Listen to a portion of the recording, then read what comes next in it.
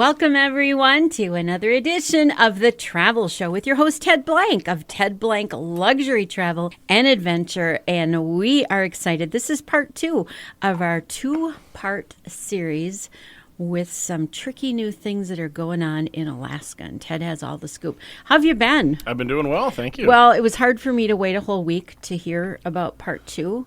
But here you are, so we are, yeah. So last week we talked about a couple of things related to 2025 in Alaska and what's new in Alaska. And just when you thought things couldn't be reinvented in Alaska, it is amazing. It's amazing. Every year there's something new and something different. And, I think it's a good time to remind folks that right now, January, February, March of 2024 is probably the best time to book your 2025 Alaska trip. And I know a lot of people are surprised to be thinking that far ahead, but really all this good stuff, it has a very limited capacity.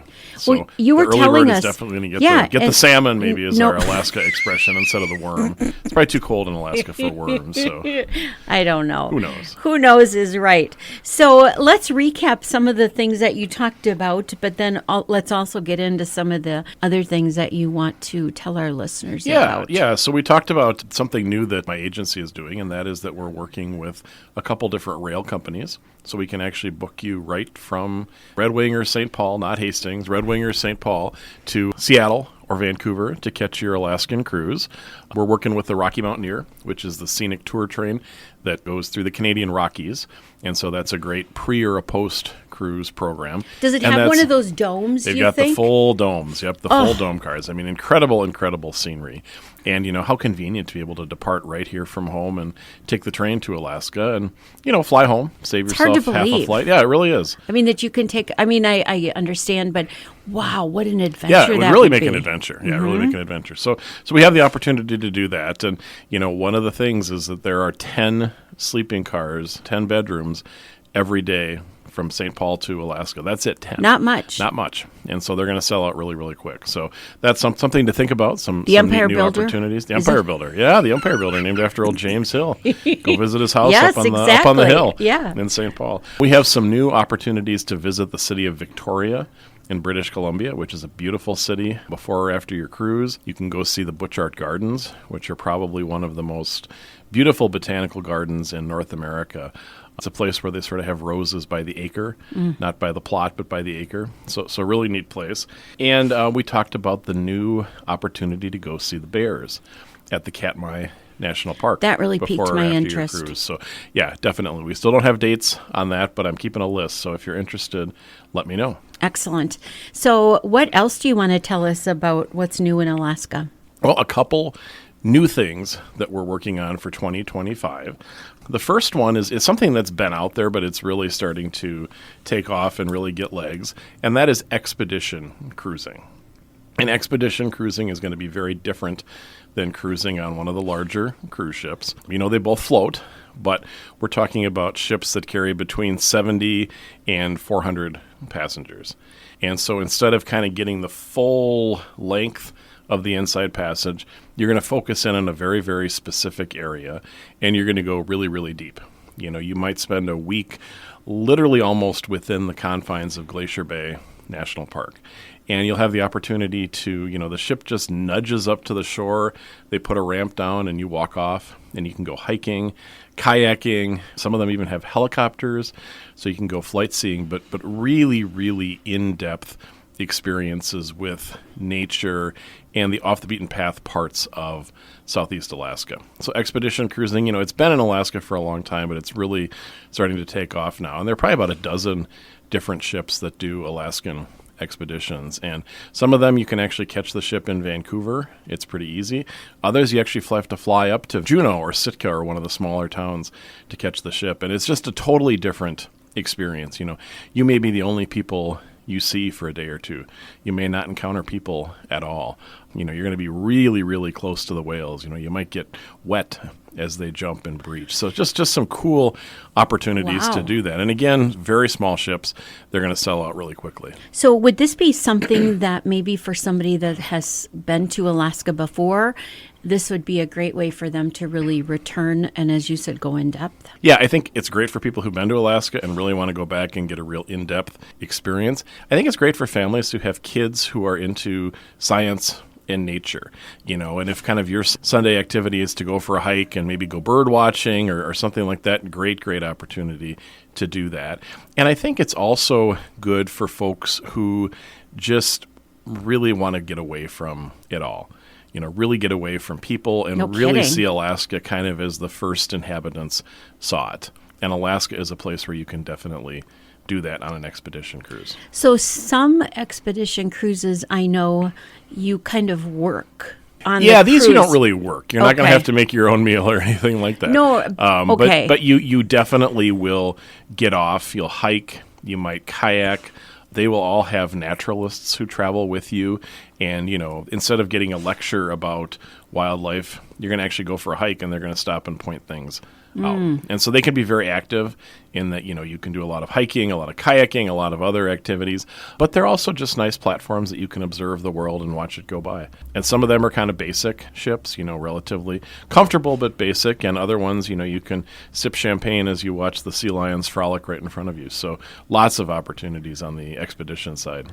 So when you hear the word expedition, I sort of feel like you need to be in a little bit better shape, perhaps physically, to do this cruise? As long as you can get in and out of a little boat, if, like here, if you can get from a dock into a boat, like your little fishing boat. Boy, that's and tricky for me some people, some days, yeah.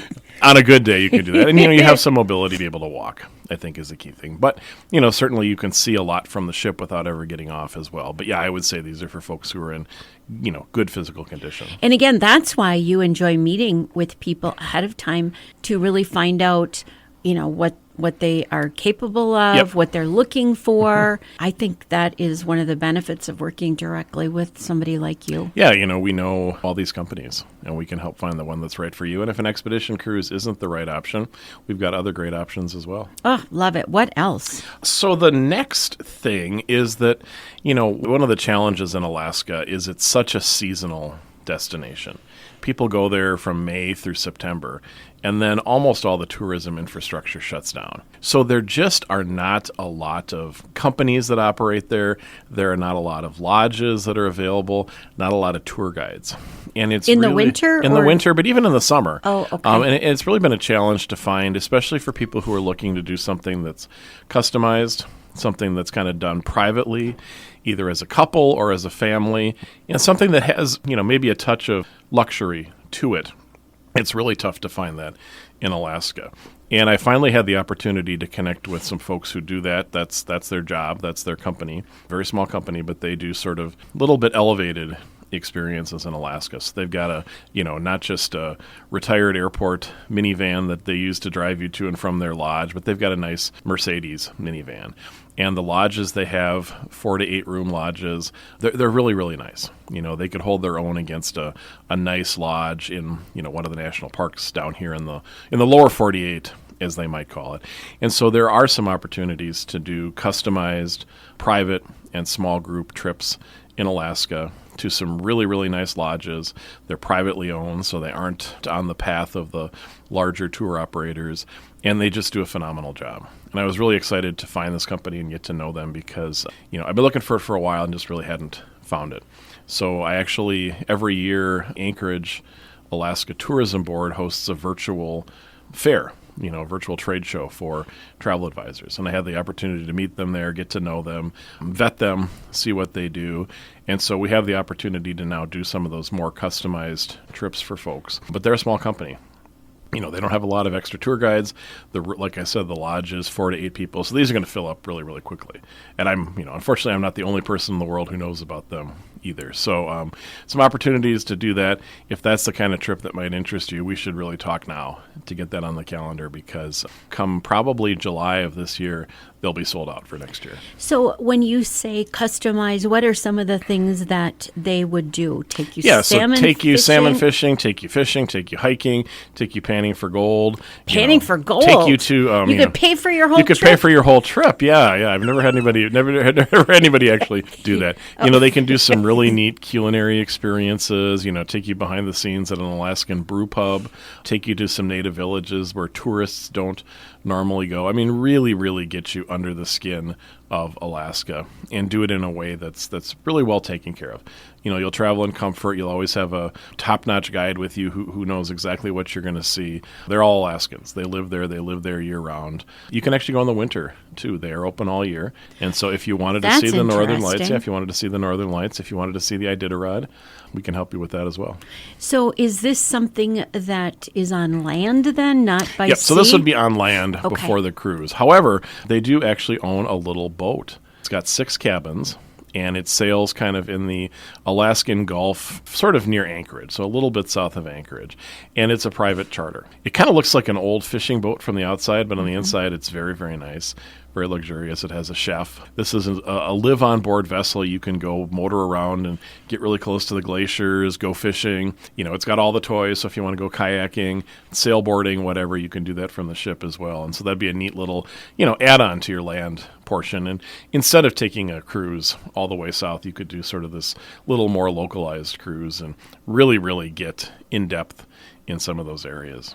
And so this would appeal to people that just don't want to mess with crowds? People who don't want to mess with crowds, families who are looking to travel together, even, small groups of friends who want to travel together. And, we can set up just a very customized experience for you. So your trip looks nothing like anybody else's trip. And if, you want to do a lot of fishing, or if you want to do a lot of cooking classes, or you want to do a lot of hikes, we can set those up for you. And we can have you do some of those nice guided hikes, but make it easy for you so that you don't have to go both ways. Maybe there's somebody waiting for you at the end of the road with a nice car and a nice picnic lunch and a bottle of wine, and you can relax and enjoy after your hike. Alaska is so huge. It's immense. It's immense. There are so many different ways to approach it, and I wouldn't think that one trip to Alaska is enough for most people. I go back once or twice every year, and I never run out of things to see or do. Every time I go, I see something new. Isn't that amazing? It's amazing, yeah. And one of the reasons I love it so much. Mm-hmm. And a big cruise, of course, will get you to a lot of places. Yeah, it's a great way to see Alaska. It's a great introduction if you want to go back sometime. It's a great way to have an introduction. But, if you take one of those cruises, you dig also... in, really, don't you can dig in. But, you get enough on one of those big ship cruises to really have seen Alaska. But a lot of people kind of get the bug and they want to go back and they want to see or do something different. And so there are a lot of neat options to do that.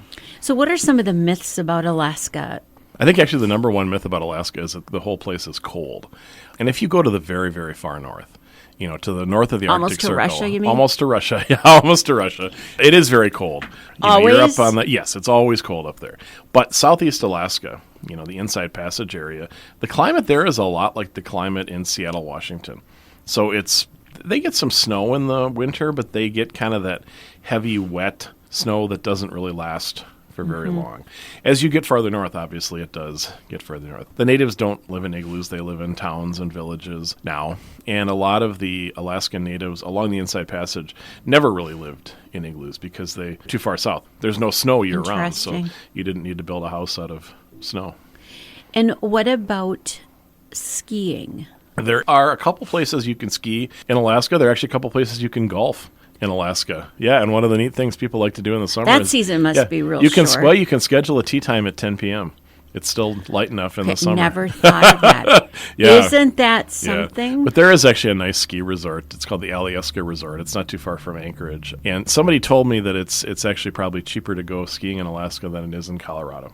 Don't know if that's true or not. But dig into that, yeah. Ted Blank. Wow. What else should we know? Well, probably the last new and something exciting for 2025 is that, every year the different cruise ships kind of shake up their itineraries a little bit. And I've talked on the program before about Cunard Line and about the Queen Elizabeth, which is, I think, one of the best ships to visit Alaska. It's really got something for everyone, nice-sized ship. And for the past 2 years, and including 2024, Queen Elizabeth has been based in Vancouver. And so she has been sailing round-trip sailings, 10, 11, 14 days, kind of an in-depth Inside Passage. Well, next year in 2025, they're moving the base of operations from Vancouver to Seattle. And that, I think, is great. They're only about 90 miles apart. But the nice thing about Seattle is it's a super, super easy city to fly into and out of. plenty of flights, 10, 12 flights a day to get there, whereas Vancouver might only have one or two nonstop flights. And so it's a great gateway into Alaska.